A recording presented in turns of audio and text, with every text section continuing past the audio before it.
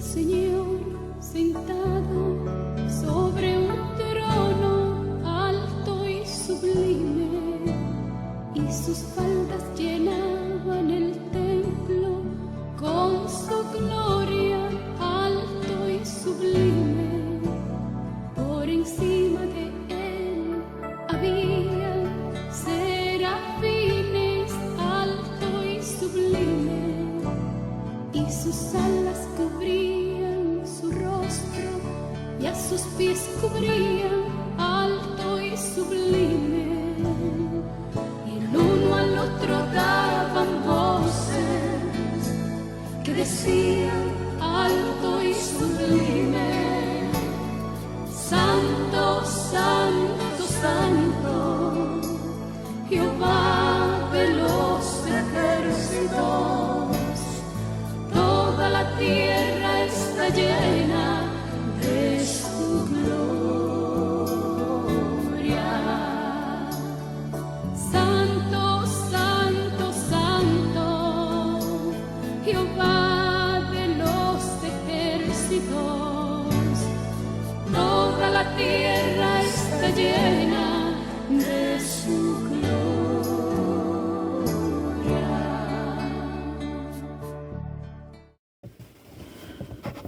Todos tengan buenas tardes, buenos días, hermanos. El Señor los bendiga a todos. Esperando que todos se encuentren bien y que reciban nuestros saludos de parte de mi esposa y de parte de nuestra familia. Y pues saludándolos y extrañándolos a todos y cada uno de ustedes, la iglesia. Y me da gusto que puedan abrir sus tabletas, sus celulares y podamos compartir la palabra del Señor el día de hoy. Mensajes para esta semana. Estoy considerando para poder abrir la iglesia. Yo se los haré saber si esta semana que viene, dependiendo de cómo vayan las cosas. Pero parece que en el condado de Santa Bárbara las cosas están mejorando un poco y están empezando a abrir tanto los negocios como algunas otras iglesias están empezando a abrir. En fin, no quiero adelantarles ninguna otra cosa hasta que sepa con seguridad y esté seguro que vamos a hacer. Pero durante estos días, esta semana que viene, se los haré saber si abrimos o continuamos, hermanos. Mientras tanto, pues seguimos con los estudios en línea por video. Quiero darle las gracias a la iglesia que ha estado orando por mi esposa y salió de la cirugía, tuvo cirugía esta semana que pasó, este martes, y gracias a Dios todo estuvo bien, salió bien, se encuentra en casa convaleciendo, claro, con mucho dolor. El dolor fue una cirugía de hombro y pues desafortunadamente mi esposa, la pastora, no puede tomar pastillas, ningún medicamento para el dolor, pues es alérgica y pues el Señor la está ayudando a tolerar, a soportar el dolor. Gracias por sus oraciones, a los que se enteraron de que pasó cirugía y a los que están orando, por supuesto. Y quiero tomar un espacio para darle gracias en especial para nuestra hermana Andrea Tapia, que pues su corazón el Señor le ha puesto, le ha dado, que nos traiga comida. Nos ha estado trayendo comida por 2-3 días consecutivos. No hemos tenido que cocinar, gloria a Dios, ¿verdad? Mi esposa pues no puede cocinar ahorita, está en cama, está convaleciendo, pero pues gracias a Dios y gracias a nuestra hermanita Tapia, Andrea Tapia, que nos ha estado trayendo comida y nos ha estado alimentando durante estos días. Hermana, que Dios la bendiga y que le multiplique y la bendiga grandemente por su gesto. Muy bien, dicho esto, vamos a entrar al estudio. El tiempo pasa rápido, hermanos, y cuando menos pensamos ya se pasó el tiempo del estudio. No queremos quitarle tiempo al estudio. Terminamos ya la sexta iglesia la semana pasada y vamos a entrar a la séptima iglesia. Si ustedes saben cuál es esa iglesia, Si ustedes saben cuál es esa iglesia que vamos a empezar el día de hoy, es porque ustedes han estado siguiendo estos estudios. Y si no han estado siguiendo estos estudios, pues qué tristeza y qué lástima, hermanos. Pues se han estado perdiendo los estudios de las 7 iglesias del Apocalipsis. Y pues tristeza y desafortunado que ustedes no estén estudiando, no estén leyendo, no estén con nosotros en estos estudios. Si lo están, gloria a Dios, hermanos, y sabremos que la iglesia que sigue es la iglesia de la Odisea, la iglesia de la Odisea. Así es que abran sus Biblias, hermanos. Abran sus Biblias y vamos a leer la palabra en nombre del Padre, del Hijo y del Espíritu Santo, pidiéndole al Señor, al Espíritu Santo, nuestro Maestro por excelencia, que venga y nos enseñe, nos guíe, nos instruya, nos dirija, nos dé la sabiduría, inteligencia y el conocimiento para que podamos escudriñar su palabra. Y le damos las gracias por ella, porque la tenemos en nuestras manos y la podemos leer, retener y aplicar. Gracias, Señor, te damos en el nombre de Cristo Jesús. Capítulo 3, todos hermanos. Si ya lo tenemos, la Odisea, la iglesia de la Odisea. Dice capítulo 3, versículo 14 en adelante. Escribe al ángel de la iglesia en la Odisea. Y aquí dice el amén, el testigo fiel y verdadero, el principio, de la creación de Dios. Yo conozco tus obras, que ni eres frío ni caliente. Ojalá fueses frío o caliente. Mas porque eres tibio y no frío ni caliente, te vomitaré de mi boca. Porque tú dices, yo soy rico y estoy enriquecido y no tengo necesidad de ninguna cosa. Y no conoces que tú eres un cuitado y miserable y pobre y ciego y desnudo. Y yo te amonesto que de mí compres oro afinado en fuego, para que seas hecho rico, y seas vestido de vestiduras blancas, para que no se descubra la vergüenza de tu desnudez. Y unge tus ojos con colirio para que veas. Yo reprendo y castigo a todos los que amo. Sé pues celoso y arrepiéntete. Y aquí yo estoy a la puerta y llamo. Si alguno oyere mi voz y abriere la puerta, entraré a él, y cenaré con él, y él conmigo. Al que venciere yo daré que se siente conmigo en mi trono, así como yo he vencido y me he sentado con mi Padre en su trono. El que tiene oído, oiga lo que el Espíritu dice a las iglesias. Hermanos, siempre exhortando al Señor, siempre exhortando, ¿verdad? Y dándonos sus promesas tan bellas. Bueno, vamos a empezar con esta iglesia, la séptima iglesia, la Odisea. Ya hemos visto, como dije anteriormente, las 6 iglesias. Empezamos con la iglesia de Efesio, la iglesia de Esmirna, la iglesia de Pérgamo, la iglesia de Tiatira, la iglesia de Sardis, la iglesia de Filadelfia, la que vimos la semana y terminamos la semana pasada. Y hoy llegamos a la iglesia de la Odisea y empezamos a leer ya desde el capítulo 14 hasta el versículo 22, que el final del capítulo, ¿verdad? Final del capítulo 3. Como hemos visto en todas las iglesias, ustedes ya saben que al principio de cada iglesia, lo hemos dicho y lo hemos repetido, se presenta el Señor Jesucristo con las características, ¿verdad? Características con las cuales que Juan el apóstol lo presenció, ¿verdad? Lo vio y lo vemos desde capítulo 1 de la visión que tuvo Juan el apóstol cuando se le presentó al Señor Jesucristo. Y lo vemos en el capítulo 1, versículo 10.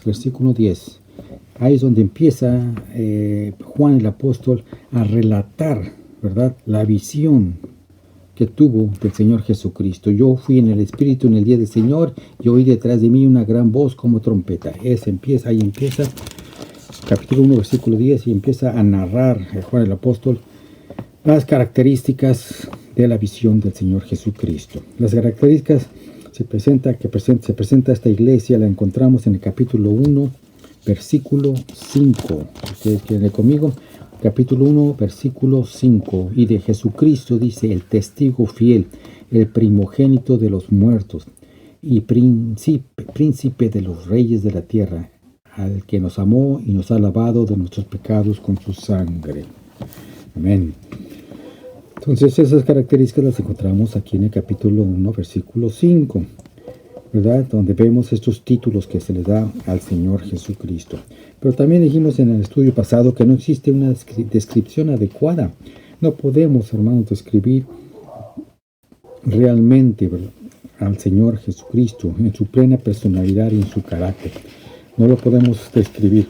La religión y otros tal vez lo quieran describir a través de pinturas, ¿verdad?, a través de cuadros.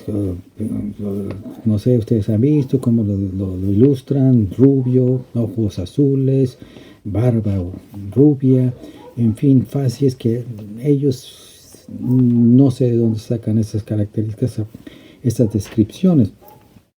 Repito, no podemos describir su personalidad, no podemos describir su carácter, no podemos describir su apariencia. Juan el apóstol aquí nos da una descripción, ¿verdad?, de lo que él vio, pero realmente no podemos decir que él es así. Así que ese es un paréntesis para que nosotros tengamos en cuenta, hermanos. No nos imaginemos, no tengamos en cuenta que el Señor es así, que acá tiene este tipo de facies, de ojos, de barba, bigote, no tiene, que no, hermanos. Déjense eso a un lado. Ya lo veremos algún día, hermanos.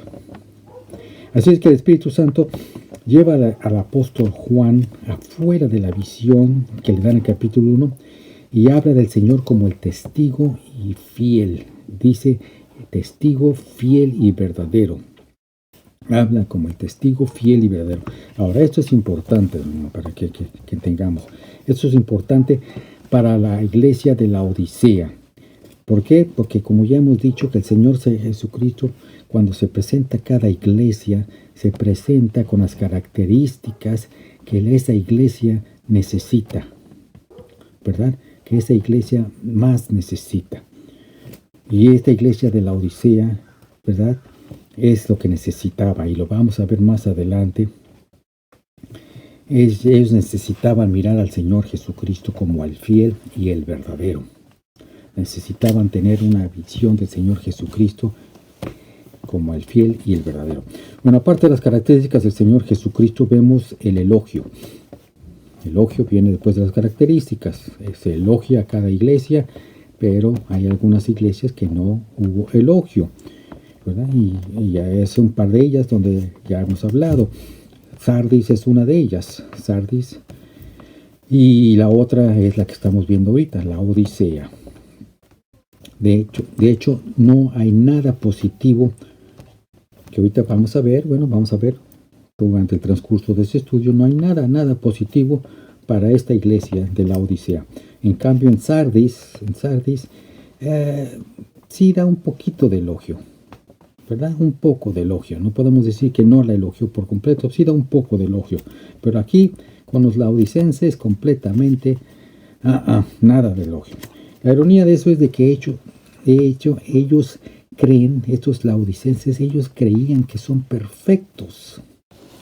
Como hemos leído ahorita ya de la iglesia de la Odisea, ellos se creían perfectos, y vamos a verlo más adelante también.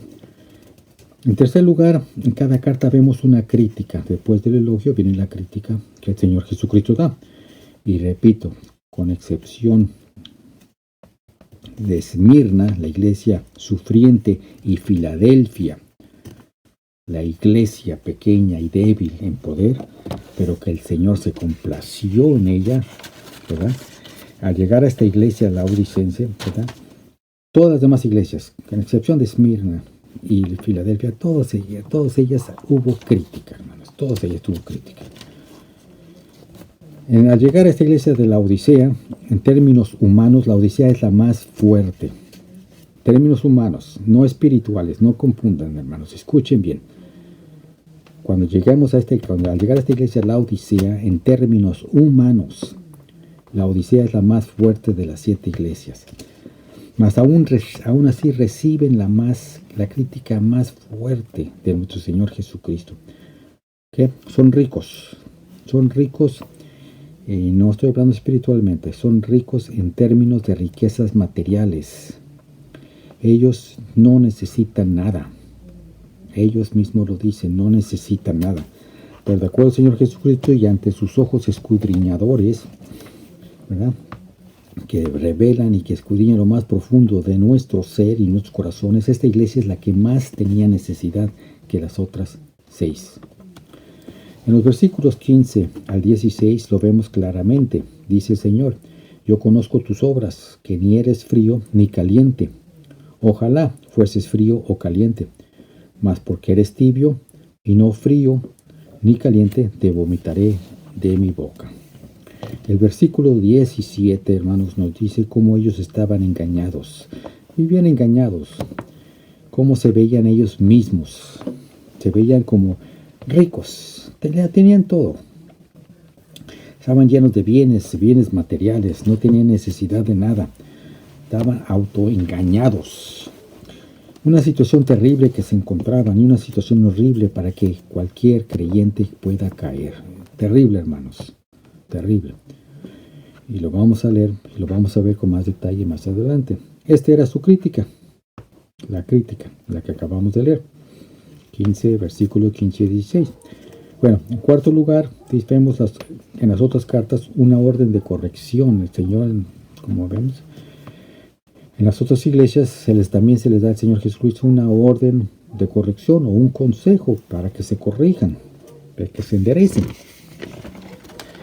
Y lo tenemos aquí en la Odisea, en los versículos 18 y 19, ¿verdad? 18 y 19. Dice, si quieren ustedes leer conmigo, 3, 18 y 19. Yo te amonesto que de mí compres oro afinado en fuego, para que seas hecho rico y seas vestido de vestiduras blancas, para que no se descubra la vergüenza de tu desnudez, y unge tus ojos con colirio para que veas. Yo reprendo y castigo a todos los que amo, sé pues celoso y arrepiéntete. Ese es, ¿verdad?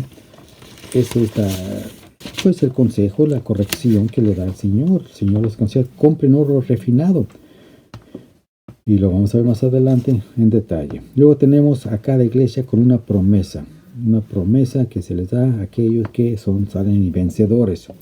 Aquí en la Odisea lo vemos en el versículo 20 y 21. Y aquí dice: yo estoy a la puerta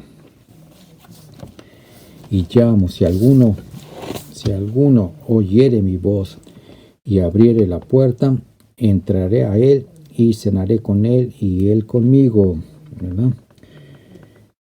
El 21, al que venciere le daré que se siente conmigo en mi trono, así como yo he vencido y me he sentado con mi Padre en su trono. Esa es la promesa para los que salen vencedores. Sí, salen vencedores. Esa es la promesa. Siempre el condicional, siempre es sí, sí y sí. Entonces, vemos el galardón que el Señor Jesucristo ofrece a los que vencen. Si le abren la puerta al Señor Jesucristo, Él va a entrar y va a cenar con Él, hablando de sentarse con Él en el trono el día venidero. Ustedes han de estar muy familiarizados con este versículo, hermanos. He aquí estoy a la puerta y llamo. Si alguno oyere mi voz y abriere la puerta, entraré a Él y cenaré con Él y Él conmigo. Repito, digo que estarán algunos de ustedes familiarizados con este versículo porque algunos lo utilizan para evangelizar.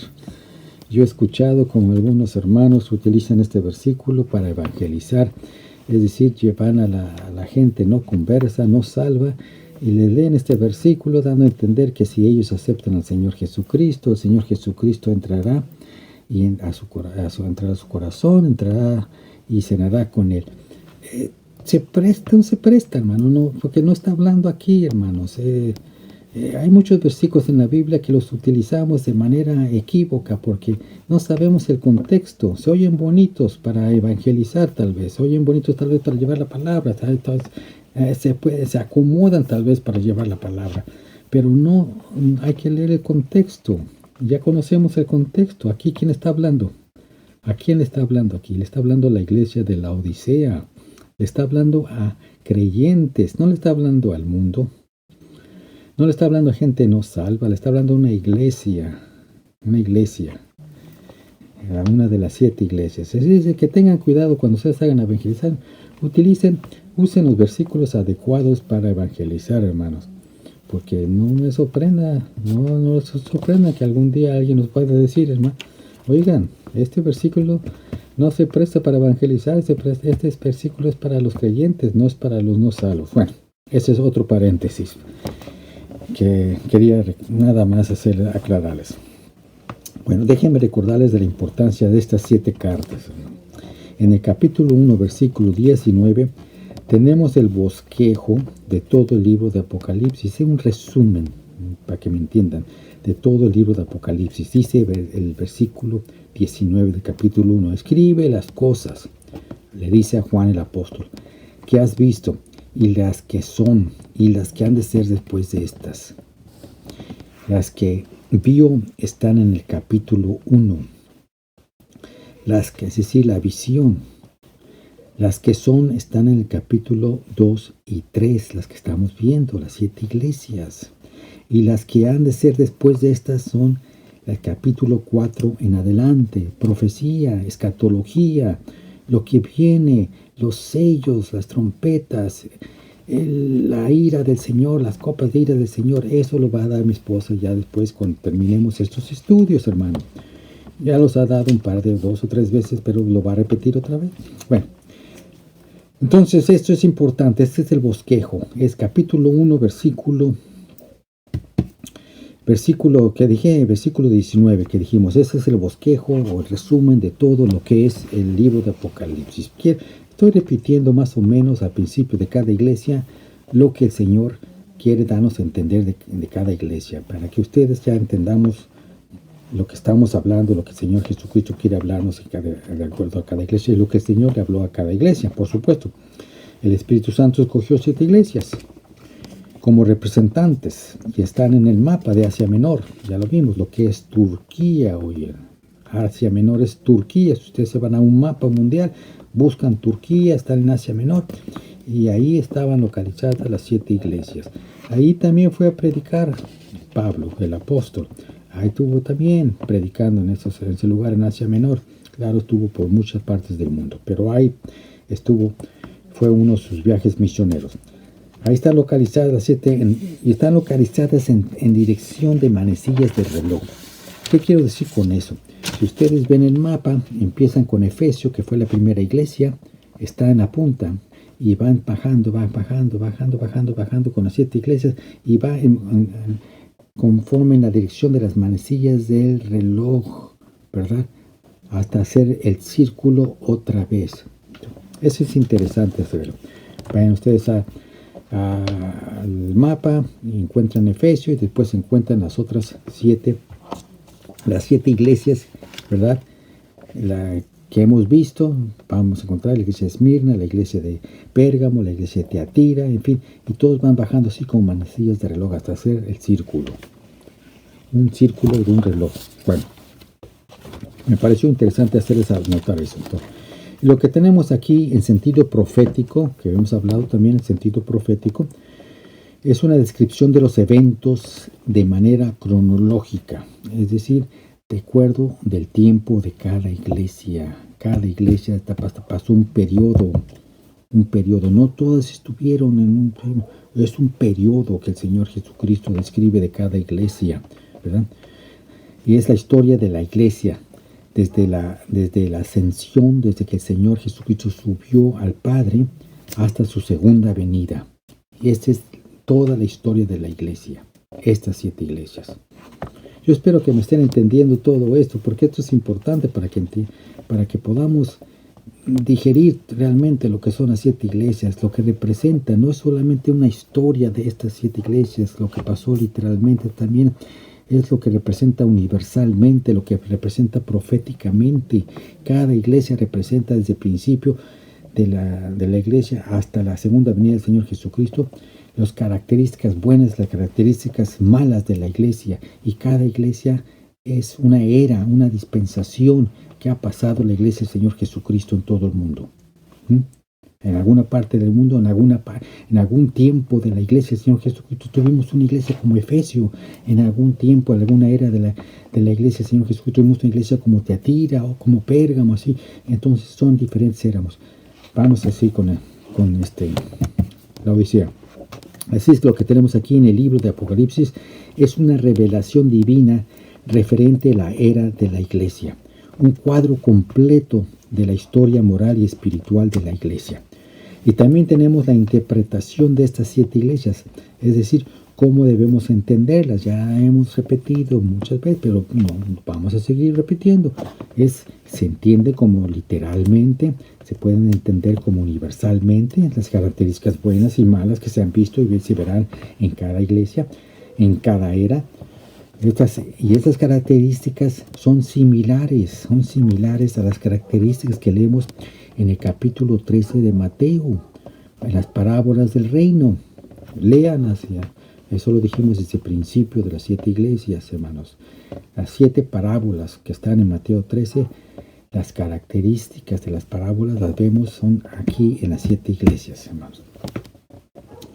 Son características que, repito, encontramos en cada era de la iglesia del Señor Jesucristo. Proféticamente se refiere a que vimos en cada iglesia, aunque no en detalle, hermanos,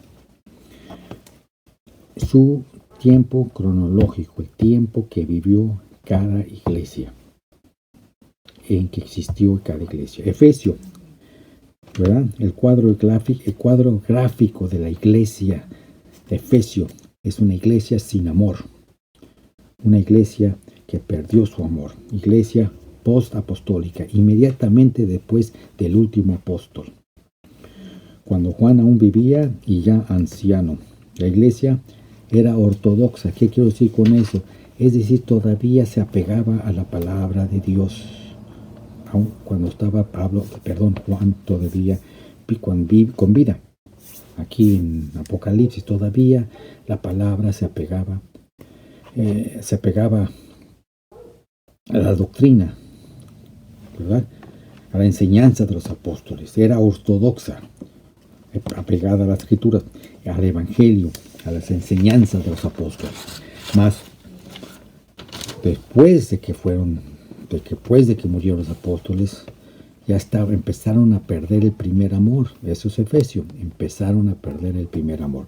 Las cosas que amaban al principio fueron desapareciendo. Luego vimos que después de esta iglesia de Efesio vino Esmirna, un periodo de la iglesia de persecución, que es desde el primer siglo hasta el cuarto siglo, donde la iglesia sufrió varias persecuciones, ¿verdad? Martirios, la iglesia sufriente, ya la vimos, por varios emperadores romanos. Durante 10 emperadores romanos sufrió esta iglesia. Después llegaron a la iglesia de Pérgamos, y este es el periodo de la iglesia que hizo compromiso. Pérgamo significa matrimonio. Hizo compromiso, matrimonio, se casó con el mundo. Se casó la iglesia con el mundo. Fue cuando Constantino unió y fusionó el paganismo con el cristianismo. Históricamente hablando, es la iglesia que perdió su fidelidad a Cristo. Esta es la iglesia que perdió su fidelidad a Cristo, Pérgamos, y se unió con el mundo. Dejó a Cristo y se unió con el mundo.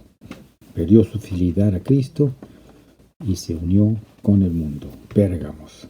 Es la iglesia del cuarto y quinto siglo, después de la falsa conversión de Constantino, ¿verdad?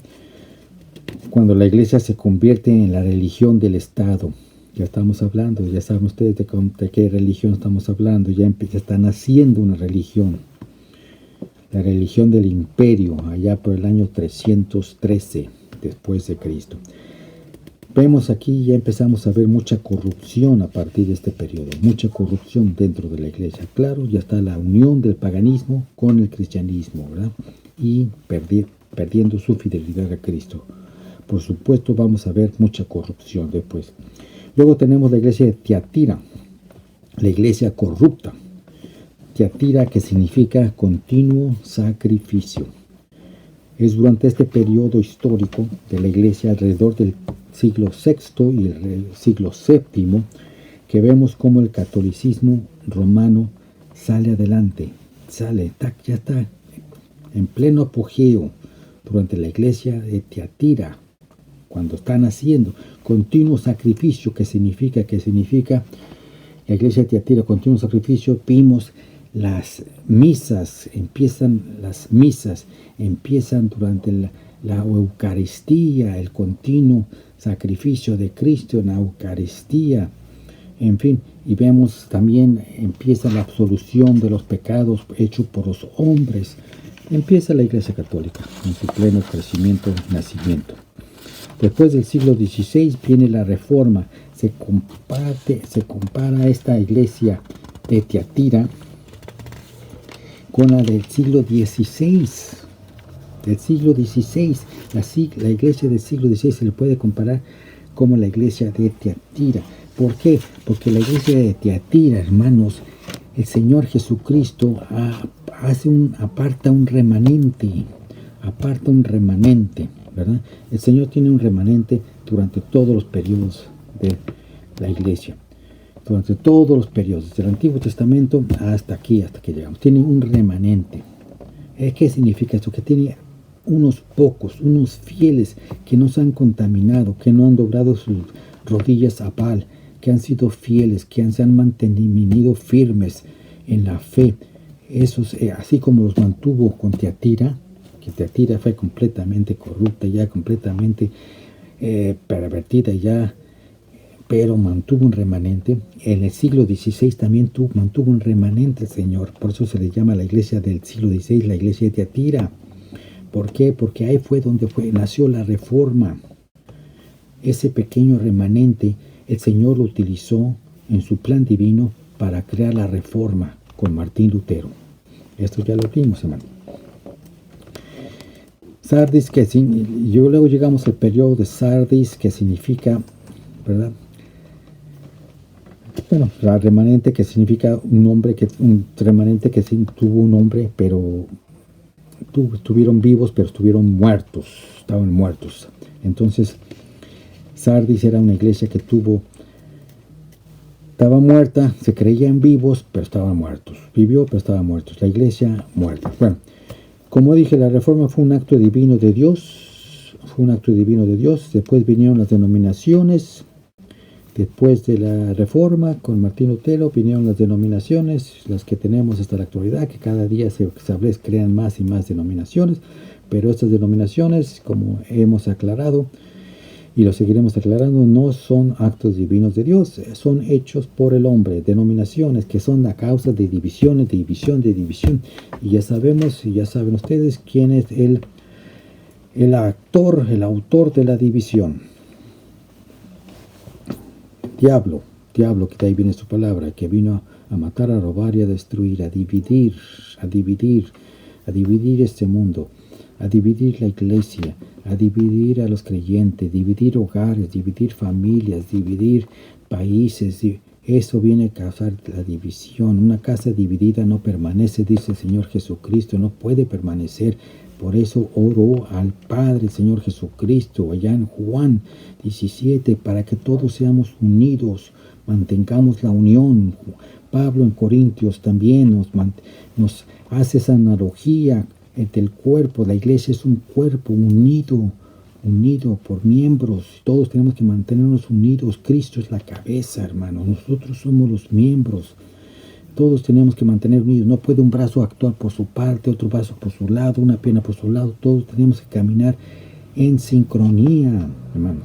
Esa es la analogía que hace Pablo en Corintios. El Señor Jesucristo también nos insta una y otra vez que tener la unidad, pero el diablo viene a desunir, a dividir, a robar y a matar y a destruir, hermanos. Eso es, donde quiera que haya división, ahí está el diablo. Jehová lo reprenda. En el nombre de Cristo Jesús oramos. La división no es nada bueno, hermanos. Por eso las denominaciones, hermanos, las divisiones son cosas de hombres, dirigidas por el mal.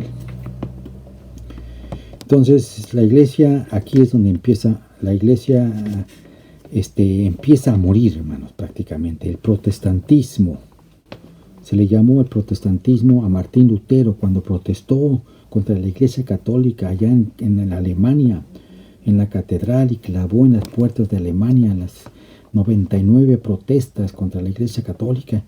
Y aquí ese fue el protestantismo, se le llamó protestante a Martín Lutero y a su movimiento. Pero después de eso Vinieron, repito, las denominaciones, y eso es donde empieza a morir el protestantismo y empiezan a nacer las denominaciones. Pero tenemos los remanentes en varias denominaciones. Como repito, el Señor Jesucristo tiene remanente en cada denominación, hermanos. Hay un remanente, hay hermanos que no han doblado su rodilla, mantienen fieles al Señor Jesús. No se han prestado al mundo, no se han prestado a las cosas mundanas, no se han prestado a las cosas que no van de acuerdo a la palabra de Dios, sino han sido fieles, siguen fieles y se mantienen fieles a la palabra de Dios y aman al Señor Jesucristo. Esos son el remanente que tiene el Señor en cada denominación. Luego viene la iglesia de Filadelfia, la iglesia fiel. Filadelfia, que significa amor fraternal, amor entre hermanos. Después de la muerte del protestantismo, como se vio a principios de la Reforma, Dios se complace en enviar avivamiento.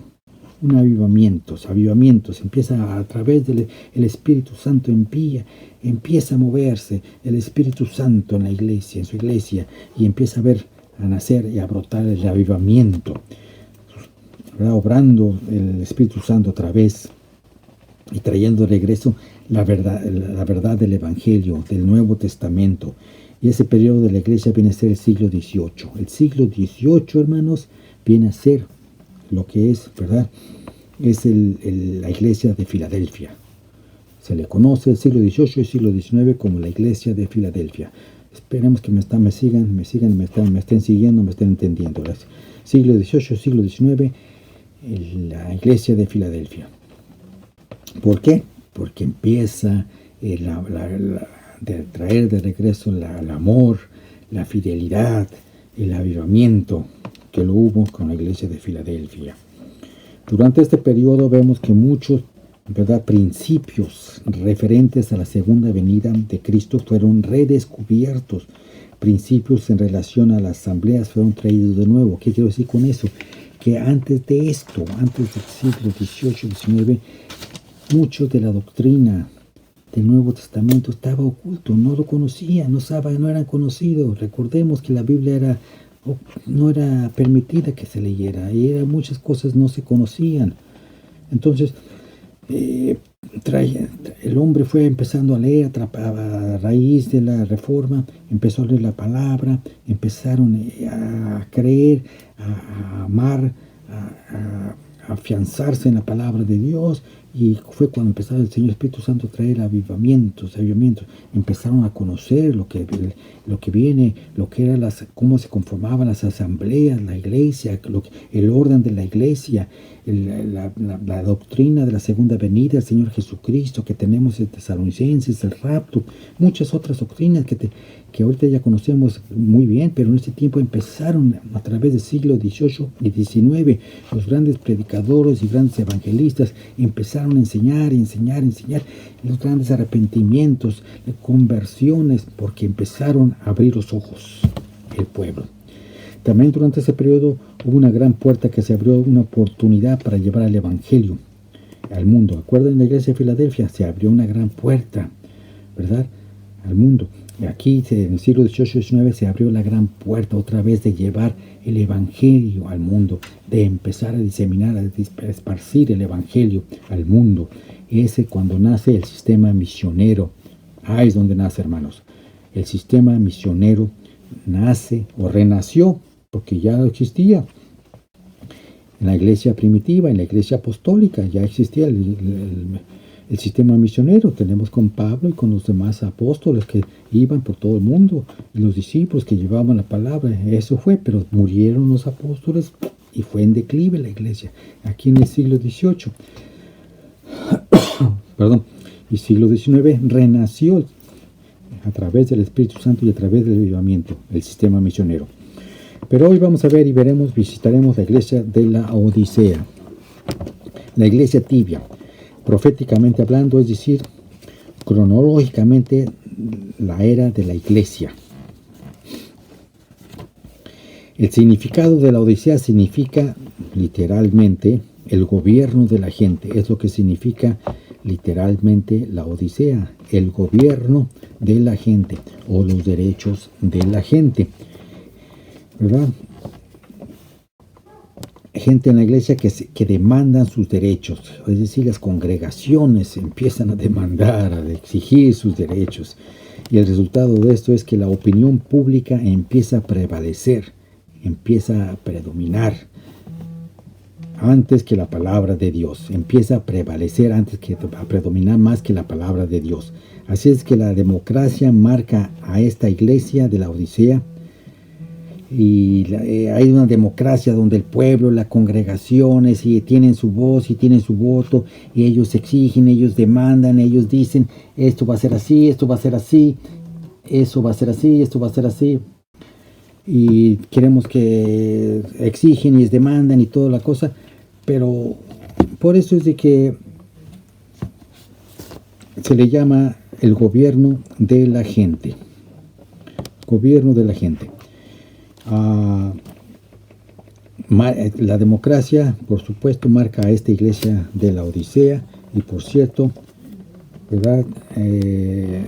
Esta democracia termina en anarquía. ¿Sabe lo que es anarquía? Anarquía significa que cada quien hace lo que bien le complace, lo que bien le place. Eso es anarquía. Ya no hay gobierno, ya hay cada quien hace lo que bien le place. Esto se destaca y marca este periodo de la iglesia de la Odisea, ¿verdad?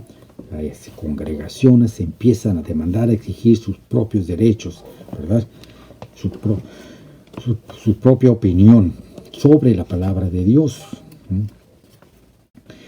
En el sentido profético, muchas de las características de lo que Pablo habló a Timoteo están en esta iglesia. Cuando dijo a Timoteo en su carta, porque vendrán tiempo cuando no sufrirán la sana doctrina, antes, teniendo comezón de oír, se amontonarán maestros conforme a sus concupiscencias. Proféticamente Pablo estaba hablando de la iglesia de la Odisea, ¿verdad? Eso es lo que está hablando aquí en Pablo, porque vendrán tiempo cuando no sufrirán la sana doctrina, antes teniendo comezón de oír, se amontonarán maestros conforme a sus concupiscencias. Los derechos de la gente se volverán más importantes que los derechos del Señor.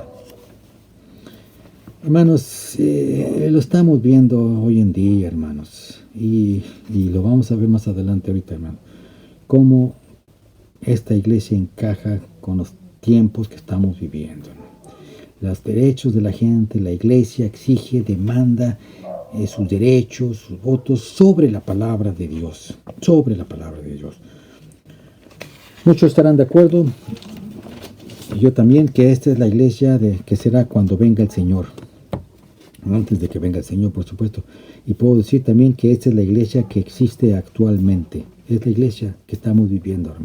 La iglesia del Señor Jesucristo en todo el mundo es la iglesia de la Odisea, el periodo, la era, la dispensación. La iglesia de la Odisea es la iglesia que estamos viendo ahorita en tiempo.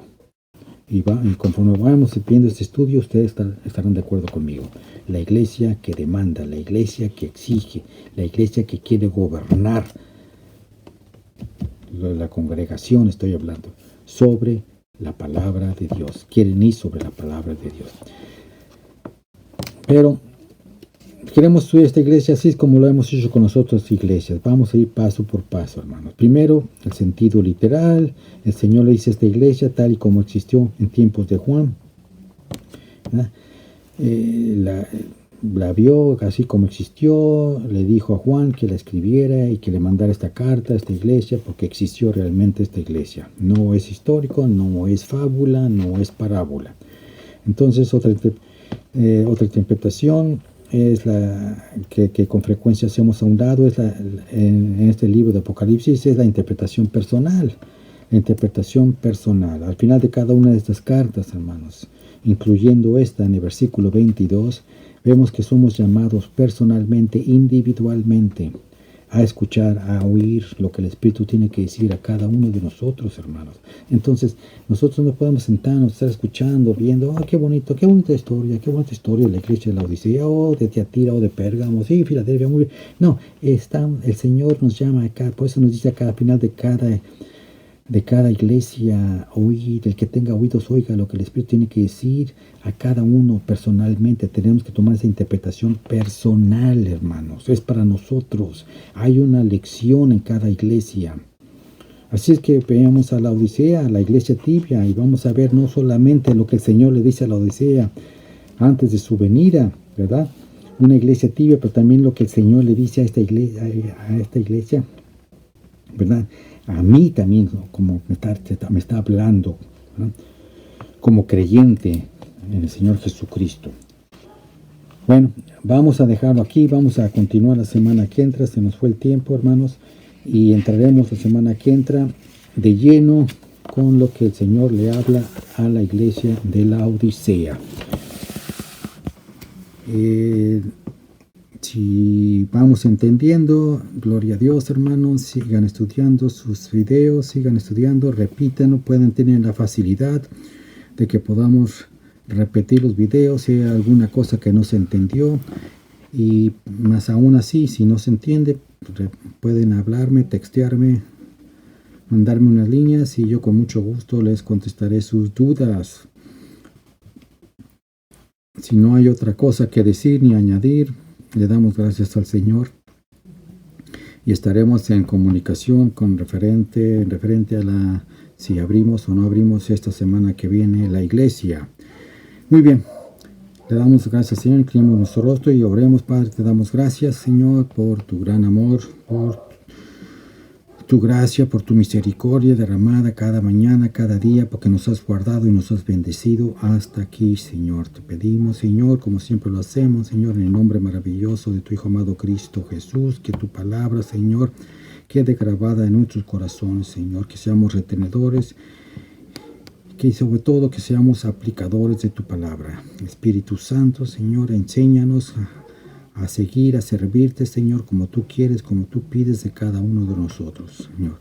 A escuchar tu voz, a caminar contigo. En estos tiempos difíciles que vivimos, Señor, necesitamos de ti, necesitamos de tu presencia, necesitamos de tu consejo, de tu sabiduría, necesitamos de tu luz, de tu instrucción, necesitamos de tu palabra. Por eso es que tú nos exhortas a que vayamos y estudiemos y escudriñemos las Escrituras, porque ahí en ellas hay sabiduría, hay salvación. Bendice a mis hermanos, bendice a cada uno de mis hermanos, Señor, sus familias, sus hogares, sus matrimonios, sus trabajos, sus hijos, Señor, guardando nuestra entrada y nuestra salida, guiando tú nuestros vehículos. Guárdanos y cúbranos con tu sangre preciosa, protéjanos contra todo mal, todo peligro, contra toda enfermedad, toda plaga, Señor, contra todo ataque del inmundo, todo dardo y todo fuego del enemigo, Padre. Sé tú con nosotros, Espíritu Santo, en todo momento. Ayúdanos, Señor, a andar en tus caminos y a hacer tu voluntad. Te damos las gracias y te pedimos, y yo me uno a mis hermanos con sus oraciones, en sus necesidades. Te pedimos que tú las recibas y tú las escuches y tú les des respuesta a tu tiempo. Te pedimos por tu sierva Marta, Señor, porque tú la ayudes, la fortalezcas en su dolor, en su cirugía, y porque tú le des la sanidad y la recuperación rápida. Gracias te damos porque todo salió bien en su cirugía y sabemos y confiamos que tú le darás también la recuperación rápida. En todo esto lo oramos y te damos las gracias en el nombre maravilloso y en el nombre poderoso de nuestro Señor Jesucristo. Y todos decimos amén. Señor los bendiga, hermanos.